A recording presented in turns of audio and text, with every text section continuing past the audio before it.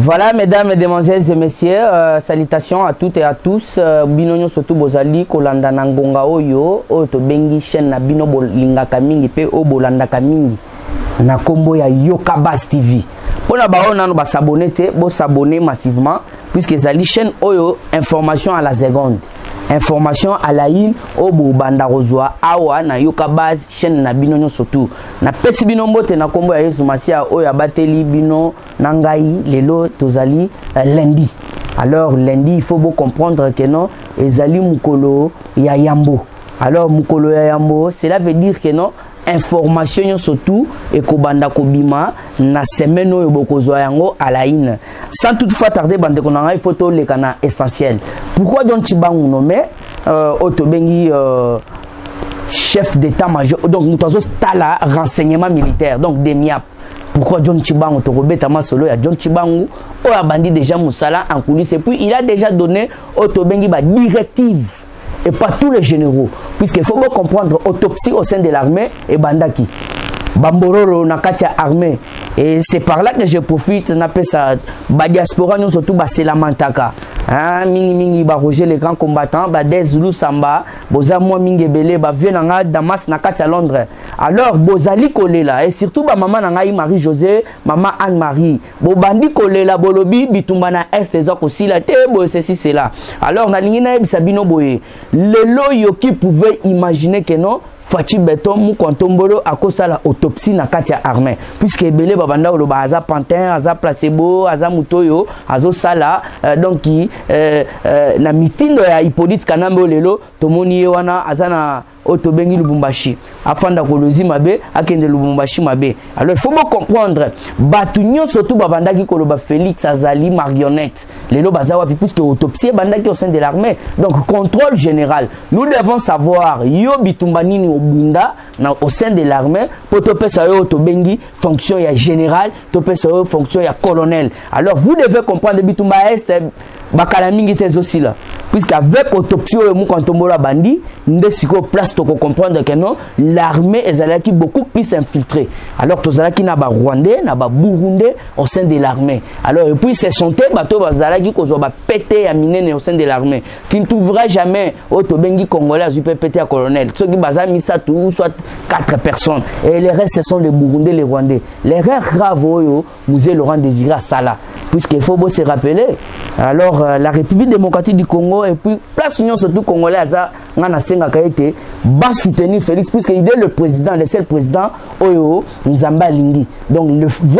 le président Pasteur bino surtout bomonaki na le 31 veillé mutu président Zakobina président Zakobina mabina nyonso tout na bakombonyo donc a kekoto abini. Alors vous devez comprendre à l'équipe à présent on a nyonso tout ba musée Laurent Désiré Kabila o mutu aloba que non la guerre sera longue et populaire. Je commencerai par les Rwandais et les bon Dieu regrettera d'avoir créé moi musée mutuana lela bitumba makasi. Alors lelo mutuana zwa qui pété musée Laurent pété chef d'état-major général appelé Sango Kanambe et puis Kanambe un breveté mutop oh appelé ça biso ba éclaircissement Azali Bosco Tanganda. Alors moi je suis un primérien alors bazwa pour Hippolyte Kanambe a ça na ça dit n'importe quoi et c'est bien lui yé muto bandoko futangai. Alors comprenez que muto Azali un breveté un primérien au monde ba papa na biso ba mi benga pe ba professeur ba Bocha ba Henri Mova ba nani tout ça et consort bazo kende kongumba mela Hippolyte Kanambe mais lelo ba kende na Kinga 4 désert total et personne n'ira au Kinga 4 pour le moment désert total Kinga 4 muto okota susu ezate mulongo bomonaki ba to babanda okota na Kinga 4 échanger quand bino surtout bomonaki nde ba kota ki mulongo là bakenda okotala mokonzi mboka tous les députés. Alors il faut comprendre que Moulongo et Banda Okota na Kingakat, le changé quand et comme il y a Félix Antoine Tshisekedi Tshilombo. Alors il faut comprendre. Et d'ailleurs, nous avons bêta mbela. Pour na ba nous surtout baza ko se lamenter. Oh bon ceci c'est là. Toyoki Moïse Katumbi batuna bazolongo. Il y a des faux comptes, il y a Facebook, il y a Twitter et consorts. Alors nous devons savoir une chose. Ba Olivier Kamita Toaloba, ce qui a Kolongo, ba on est dans la démocratie. Alors c'est que le peuple congolais a côté à la koyeba été nenge batuna surtout ezala ya FSOSO, ezala batu ya la muka, ezala batu ya ngomba songolo pakala baye na union sacrée. Nang batikala ko signer te. Batikala ko signer papier te. Et puis il faut landa bao balandi Abraham Lwakabwanga. Donc azaki très clair lobby il y aura charte moko à chaque personne ou à yaki ko adhérer na union sacrée. Donc on peut sa mutunyo so charte. Alors à co-signer. Alors co-signer na yo cela veut dire que non on diminue na yo engagement puisque les a partage des gâteaux. Ezali ya kopé sabouanya peuple congolais sepela et c'est l'homme congolais qui est au centre de tout. Namyo surtout mokonzambo kaza ko sala azu peuple congolais a tiango na centre de tout puisque tozana auto bengi générique na biso album na biso tolingi tobimisa tobimisi déjà première chanson malgré bazo bundisango tozana album le peuple d'abord. Alors première chanson ezali auto bengi gratuité de l'enseignement malgré Willy Bakonga alingi a saboté yango. Alors vous devez comprendre que non Gilles Alengeta oyo mokonzi IGF nalanda qui est très bien entretien na bango na Peter Tiani alobi bozala calme ezala mbongo bukanga lonzo ezala mbongo nyonso tu ya sekop ezala ya ban. Donc puisque vous devez comprendre que na kati ya otobengi gratuité de l'enseignement bakonga bako sepela te et c'est bien lui mutu azako konza ba sevigné. Donc mutu azana école et belé à privé na kati mboka c'est bien lui Willy Bakonga. Alors comment a sepela na otobengi progression il y a otobengi gratuité de l'enseignement. Alors il faut bien comprendre que non Gilles Alengeta lobi to kolandela puisque il y a eu même ba école il y a Luputa o créé mais il y a eu même ba professeur oyo Willy Bakonga qui kolokota na Mbandaka. Ya akeko zo bandeko na ye bana kasi bana tata mwasi bana noko donc ba pêcheur na ba chasseur ba commis ba enseignant. Alors vous devez comprendre le recrutement au sali ya complaisance ya gonfler liste wana déjà IGF alobi akosala musala toleki wana il faut tonya tama solo ya otobengi Bernard Taishi mais ceux qui Taishi mais je n'ai pas même vu ya ko loba kombo na puisque kombo na ye za wana te. Permettez-moi une minute natangela bino kombo na ye puisque vice ministre wana justice Azambororo to bandaki ko loba yango bino bomona ki baje. Comprenez que mutwana pourquoi banda ko senga Vital Kamerhe papa Tito abima kende na Sud du Sud et le faut bien comprendre par quelle place bakenda ko funda Kamerhe lobby personne ne peut accorder liberté de provisoire. Il y a Vital Kamerhe qui est aux observations médicaux en Afrique du Sud. Alors vous devez comprendre Mutuwana Aza Burundi. De un, que Bernard Tayakashime, ce n'est pas son vrai nom. Sarabino Baza Bambororo Bato Baye Congo na Kimukolo.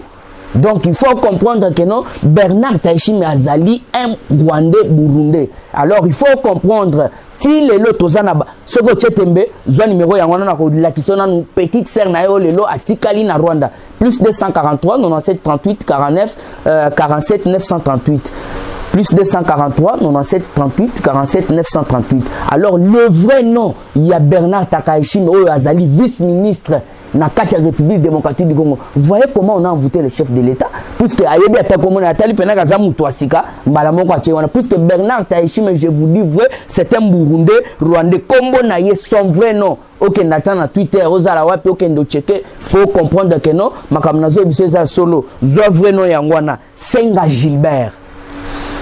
Senga Gilbert azali muto na kati République démocratique du Congo azali vice-ministre à la justice. Alors lui Senga Gilbert azalaki ancien ministre ya agriculture na Rwanda.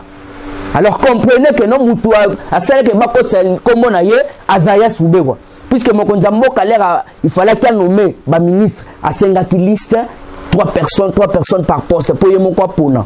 Alors là il wana ye elo eza combo ya sika. Alors vous devez comprendre que mo konzambo kaza très déterminé alobaki na message na ye ce n'est pas encore le temps, il y a Bamboro Bazala Namboka. Donc cela veut dire tous les Mboro Libanda. Il y a un bomoni Azarias Roubero, Yewana Kuna, oh Azana, Otobengi Corona. Mais vous devez comprendre, Azarias Roubero, Salina Katia Mboka Nabiso plus de 20 ans. Mais Batikali Kosalata, hôpital, Mogote, que ceux qui malades comme grave, Batrete Bango, Awana Congo, rien. Alors il faut comprendre que Moutouana Za Congolais, Aza Rwandais. Alors il faut comprendre que non, qu'en Afrique du Sud, Ayokara Koto, que non, Roger Lumbala Bakangi, miraculeusement guéri. Azarias Roubero Abiki. Alors vous devez comprendre que non, les affirmes Kake. Félix Antoine Tshisekedi du Chilombozo qui n'a bango lentement et sûrement. Tobanda Koyebi Sabino. Bawele la kakupe na makakute. Tika alata akoluka place akobomba mukila. Talelelo Azarias Roubero yungula. Mabunda ndeko na bino wana mabunda ya mwasi. Rwandaise. Lelo na laki na parler du peuple nga moko. Pone meko kotala akoya to akoya te. Zoka akanga mikuna na Dubaï. Et d'ailleurs, l'Union européenne a utilisé cette information, a bloqué plus de 30 millions de dollars. 30 milliards de dollars. Il y a l'un, il y a membre, il y a FCC, Bateau Bazana, il y a rapport, il y a mapping. Alors vous devez savoir, Otobengi Mabunda, Alinga Kiakim, sa coffre fort, il y a l'Assemblée nationale, et ça n'a pas pu tenir. La police toujours très sévère. Dès qu'il y a un moni, awana minute yo, Mabunda tout la moussi yazaza. Ayako président. Naba kanambe politique surtout wana baya. Kanambe yo wana semaine passée, ça fait déjà 2 semaines. Ba barricade nzela pour aller cater. Les pas bagènes à Sakanya, il est là pour féliciter Bango. Ba comprendre que Kanamba Linga Kima. Jipa Liboso Leki, Yami Balé Leki.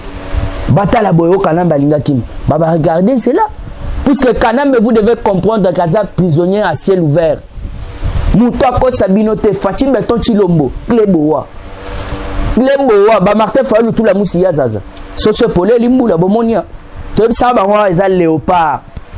Binobo kosabiso boyela biso système ya Otobengi soso mais soso le beteli mbula soso bete puisque mukolo la muka si a récupéré la muka nae veut la muka za maboko Fati Beton puisque c'est lui qui incarne le changement de tout un peuple.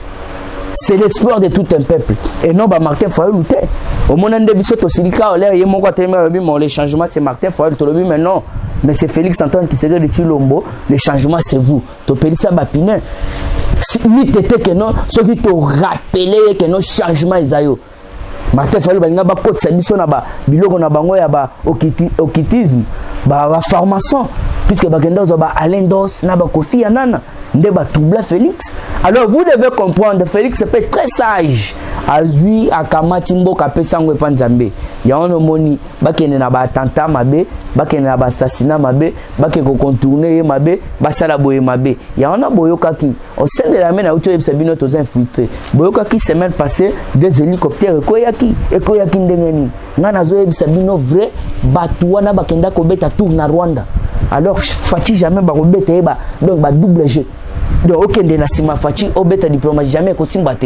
Alors, il faut comprendre que non, bango ba kendaki na Rwanda ko salamine. Et puis, zamba likolo la kate, tellement que balai na ba kabala mabe, nde yangwana bango bazwaki moto. Alors, vous devez comprendre, monsieur Antoine Tshisekedi Tshilombo, azali le président au Tsiko monde mobile bazali ko banga. Yo landite karate fa ke Russie. Et bamsouzo ba informer déjà il est parti. Donc, ce gars qui est ici côté France bazo zelaye. Soraz à longo France côté de donc Poutine bazo zelaye. Zaona na zo sabino Afrique est homme fort. Zaona na bisaka batu Fati aza homme fort d'Afrique. Ba o babanda ko linga Fati te. C'est le moment ya bon comprendre que Félix aza mwana papa Tshisekedi et jamais il ne peut pas trahir la mémoire de son père. Puisque jusque là, toujours la Fati, aza toujours na ba trace ya papa naye. Aza toujours na ba trace ya papa naye. Pourquoi? Papa naye azali mutu moko ya kimia. Azalaki mutu moko ya kimia puisque ba to lopoto balobi quelque part l'enfant fera mieux que son père. Bomona ki Félix Antoine Tshisekedi Tshilombo batu papa naye banda ko coopérer na bango te, mais ye pona amour, pona bolingo aza ko coopérer na bango. Et souvenez-vous, les rakendaki na Belgique, journaliste wana tuna qui est très clair, tuna qui le mot français que vous aimerez donc oh linga kako utiliser et c'est la kamona lobi mais non moi c'est l'amour. Puisque l'amour, c'est l'amour qui compte. Avec l'amour, au coco mariche, avec l'amour, au coco pardonner, avec l'amour, au coco somba et loco, avec l'amour. Donc, oui, c'est l'amour. Il y a un bomoni na bolingo surtout, na minito yo, Fati Azal président ya bolingo. Na zongeli Bernard Takashime. Bernard na binona o bo benga Bernard ngana benga ka nani na benga ka Bernard tenga na benga ka Senga Gilbert. Alors Senga Gilbert est là kwa sale zanini. Mokonza moka atikali jamais ko pesa mesure de grâce ou soit grâce présidentielle na auto bengi Benjamin Wenga. Nulle part. Ata auto bengi Fulgence Baramos o ya Sokok, nulle part. Mais yoka des gars oyo vice-ministre Sali a saboté la loi, a saboté auto bengi, donc condamnation on va condamner ba mibi ba yibi ba fond à l'état. Yango to zo yebisa Bernard, vous devez pratiquement démissionner. Ndenga to senga ki na mu kontombolo ministère de la justice to yebi ba to tolérance zéro ba luzolo bambi bazali, il faut que tia bango place wana puisque bato yo surtout ba yibi mbongo à l'état luzolo bambi yebi bango, lui c'est tolérance zéro. Et non ba Bernard Takaish et Sori Takaish puisque bango bazaba otobengi ba Rwanda Burundi ba ki po ba bebisa démocratie na kati ya République démocratique du Congo. Alors toza koko ba toujours na kati actualité politique nazana message ya ba travailleurs ya Kingakat o bazwa ko rappeler nga toujours ba lobby en tout cas vous devez faire quelque chose pour na ko récupérer Kingakat. Bosala tout puisque ba lion ba kondi yana to senga na muko tombolo ministère ya tourisme to mone logote to senga nde muto makasi to kende to récupérer ba nyama na biso bazonga nazo ba lion olive banda ko melisa miliki concentré batika likuna. Mais lelo il faut bien comprendre que moi si wana hazana Afrique du Sud. Mais autre ça la dernièrement vidéo à l'obit au Kenenil pas to zana Congo ngana mobile nanga boy mais en Afrique du Sud akeko sani. Et je vous dis na minute yo auto bengi Julien Paluku en complicité na Bizimakara na Azaria Souberwa. Alors vous devez comprendre que non ba plan na bango surtout na mai puisque 48 heures c'était le vendredi samedi. Ba maimai na ba auto bengi armée rwandaise ba bomani. Tozana 450 Rwandais au Bakoufi dans 48 heures et 750 au Bazali blessés. Donc ça un affrontement na ba maimai. Alors vous devez comprendre que non Kagame Baouti Komiye que non il n'y a plus la présence il y a ba militaires rwandais sur les sols congolais pardon. Alors vous devez comprendre ba expert ya ONI ne ba tuba révéler gouvernement congolais que non botala bien tout le monde na au plateau ya Fizi ba Rwandais bazakuna. Alors quand on avait parlé de ça ebele ba traiter qui sur le rôle ba toto sala ba théâtre oté ba okotande nini les en complicité donc Félix a reçu la complicité na Kagame po ba kota mais non ba kozwa ba tenue militaire ya armée congolaise nde ba kokota na yango. Donc ba lati ba tenue militaire ya armée congolaise ne bakota kinango na otobengi na territoire na biso. Alors vous devez comprendre pour le moment toza très déterminé. Donc Félix Antoine Tshisekedi très déterminé pour na kosi sabituma na est. Ya on na koyeb sabino autopsie za ko salama. Botika biso na to sala autopsie toyeba qui est qui au sein de l'armée puisque l'armée est beaucoup infiltrée. Alors cela veut dire que non bitumba moyen si là pour le moment ils étaient à moins que to identifier nous au sein de l'armée de nous quand on va songer puisque jusqu'à la preuve du contraire toningi toi attaqué puisque le 30 ayon le premier baboma ki bande kona biso na est. Alors ceux qui là to mega ko tuna ba militaire bazaki si passe ba lobby hors de route qui na Kinshasa que non toi attaquer bangote to répondre à te. Donc cela veut dire attention qui toningi toi attaquer ba rebelle vu que baza ba Rwandais toza na kati armée na biso na ba Rwandais na bango pe bako signaler bande kona bango bako kima. Donc on surtout les autres salama na est ezali ba aventure ya ba Rwandais na ba Burundi nde bato bazo sala ba biloko wana. Alors le sel otobengi autochtone ya solo mwana mboka nde muto à comprendre que non nous devons passer tout d'abord na contrôle général et après avoir passé na contrôle général alors il faut yeba que non tokopesa nani pété à général tokopesa nani pété à qui colonel puisqu'en coulisses toyoki déjà ba généraux ya kala Kalaté il faut pe bazope ba nomination na bango muko ntombolo toujours na kati ya vitesse puisque toujours ça la remontaga donc remontaga na kati ya politique. OK bande ko nanga ina zo kende ko chiter il faut boye ba keno politique ekomi elengi. Pourquoi politique ekomi elengi? Tolobi que pour politique ekomi elengi parce que lelo na kati assemblée nationale il faut ba limisa Kester Yasika. Et d'ailleurs pour votre information il faut tokanga nanu ba Kester ou soit ba comptable il y a Otobengi Palais du Peuple na Otobengi Sénat puisque le président de la République avait remis le gouvernement congolais pardon avait remis l'argent pour la réhabilitation il y a assemblée nationale. Mais tout le monde mabunda quelque chose de la biso bakisi ya bampuku bakisi ya ba donc il y a ba désinfectant donc tout ça qu'on comprendre que mbongo belé boya ko réhabiliter hein il y a ko réhabiliter donc assemblée puisque ce que le qui na bon vent yaya okolela bova mine des eaux pélatées donc n'a parlé du peuple mine des eaux pélatées. Vous devez comprendre que mbongo wana nyo surtout ba pesi mabunda aliaki et d'ailleurs vous devez comprendre que non mabundi fois izonga aya to sala politique batu wana bazana ko banga ya kokende ko sala opposition to ko sa bangona opposition na makasi puisque le train ya Fati Belson est en marche awa na ville na bango ya FCC déjà donc naufrage et salami. Il y en a qui ont sabino, tout soutenir Fati, tout soutenir Moukontombolo, il est notre frère et c'est bien lui le vrai autochtone Moutouazan a souci à Mboka. Et ça Martin Fayou Luther. Martin Fayou Moutoualongwe même dans l'église place Babando Sambena Félix puisqu'il a commis président. Martin Fayou Moutouayogi que Moïse Katumina Mbemba Bakuta ina Félix allez à Longwe Bamongo na groupe à WhatsApp. Donc au moment où venait que Moutouazan a Kento on a ebimi pe na misu so tali pe migolo elongeza kokuba donc moyen te misisa donc nazo ebisa bino mutu wana azana kindoki malgré to ebisa de akasongo keno soki ameki ko sala susu mobulu apa mobulu asali ya bapine kangela bisoye tozongise na Sénégal puisque il faut que ndeo sala ba makelele kuna na Sénégal awate awa c'est Fati ou rien. Et d'ailleurs je vous dis vrai donc Moukontombolo le roi du Congo awa makamuli susu ya ba oh boy mandat te mandé zate awa to koti na royaume Congo yaka donc c'est le seul sa majesté le roi béton o ya kokonza puisque tu comprends que non prophétie passer na biso agana apesa ki Félix il faut ko kisama to moni ba bilembo ayebisaki na Moukontombolo tu n'as pas la majorité mais mukolo majorité wana yango moko